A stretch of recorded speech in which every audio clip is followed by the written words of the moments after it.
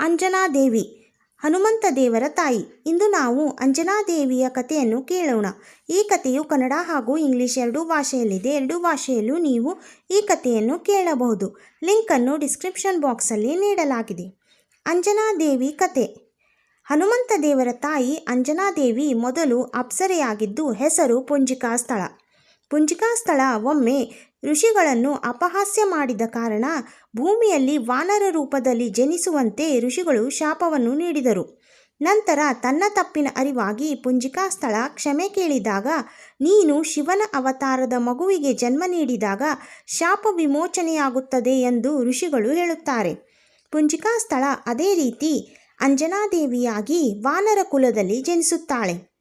ಅಂಜನಾದೇವಿ ವಾನರ ರಾಜ ಕೇಸರಿಯನ್ನು ಮದುವೆಯಾಗುತ್ತಾಳೆ.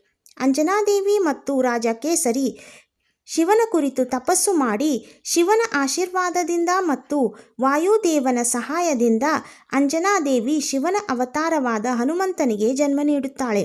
ಹನುಮಂತ ದೇವರ ಇತರ ಹೆಸರುಗಳು ಆಂಜನೇಯ, ಮಾರುತಿ, ಪವನಪುತ್ರ, ಬಜರಂಗಬಲಿ, ಕೇಸರಿ ನಂದನ ಮತ್ತು ರಾಮದೂತ. ಹೀಗೆ ಇತರ ಹೆಸರುಗಳಿಂದ ಕರೆಯುತ್ತಾರೆ. ಈ ರೀತಿಯ ಅನೇಕ ಕಥೆಯನ್ನು ಕೇಳಲು ಚಾನಲನ್ನು ಸಬ್ಸ್ಕ್ರೈಬ್ ಮಾಡಿಕೊಳ್ಳಿ.